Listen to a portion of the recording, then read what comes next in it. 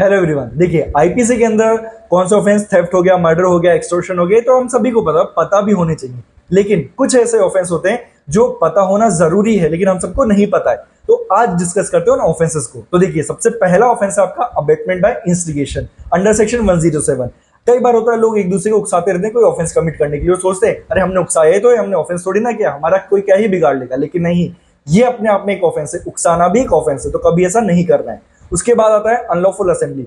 5 या 5 से ज्यादा लोग अंडर सेक्शन 141 जो कॉमन ऑब्जेक्ट डिफाइन, अगर उन कॉमन ऑब्जेक्ट को लेके इकट्ठा होते हैं तो वो भी अपने आप में पनिशेबल अंडर सेक्शन 149। और इस बात का ध्यान रखना, अगर आपने कोई एक्ट कमिट भी नहीं किया, जस्ट आप वहां पे प्रेजेंट हो तो भी आपको पनिश कर दिया जाएगा। तो कभी भी आपको ऐसा लगे कि ऐसा कुछ हो रहा है तो तुरंत वहां से भग लो, रुकना नहीं है। क्योंकि अगर बाई चांस उस अनलॉफुल असेंबली ने कोई फोर्स यूज कर लिया तो फिर अब वो राइडिंग में कन्वर्ट हो गया और 146 के अंदर आपको पनिश किया जाएगा। उसके बाद नेक्स्ट ऑफेंस आता है आपका एफरे अंडर सेक्शन 159। अगर 2 या 2 से ज्यादा लोग पब्लिक प्लेस में लड़ाई झगड़ा करते हैं तो ऐसी सिचुएशन में ये एक ऑफेंस माना जाता है और उसके लिए आपको पनिश किया जाएगा। नेक्स्ट ऑफेंस आता है, कई बार पब्लिक ऑफिसर्स आपको बुलाते हैं समन देके कैसे भी, और आप सोचते मैं नहीं गया तो क्या ही हो जाएगा। लेकिन अगर आप नहीं गए हो, अटेंडेंस नहीं लगाई है, तो देखिए बल ऑफेंस है अंडर सेक्शन 174 और आईपीसी।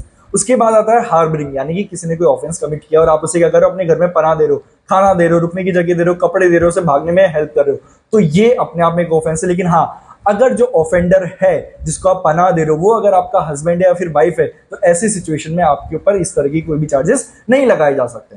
उसके बाद नेक्स्ट ऑफेंस आता है हमारा कि अगर आपने किसी भी पब्लिक ऑफिसर को उसकी ऑफिशियल ड्यूटी डिस्चार्ज करने में अगर किसी भी तरीके का व्यवधान डाला तो ऐसे सिचुएशन में ये भी एक पनिशेबल ऑफेंस हो जाएगा अंडर सेक्शन 186। उसके बाद नेक्स्ट ऑफेंस आता है कि पब्लिक प्लेस में कोई ऑब्स्सीन एक्ट करना है या फिर ऑब्स्सीन सॉन्ग प्ले करना। आप देखिए कई बार होता है कि कार के अंदर हम कुछ ऐसे गाने चला के चलते हैं जो नहीं चलाने चाहिए, तो ये भी अपने आप में एक ऑफेंस है। आप ये नहीं बोल सकते मैं अपनी गाड़ी में कुछ भी गाना चलाऊं, आप क्या फर्क पड़ रहा, नहीं।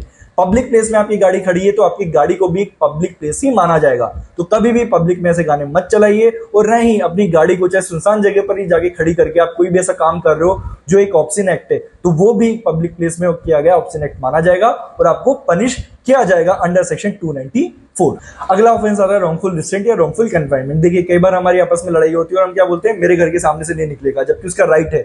ऐसा करना भी अपने आप में एक ऑफेंस माना जाता है अंडर सेक्शन 339। और अगर आपने किसी को लड़ाई झगड़े में बंद कर दिया किसी कमरे में तो ऑफेंस होगा अंडर सेक्शन 340।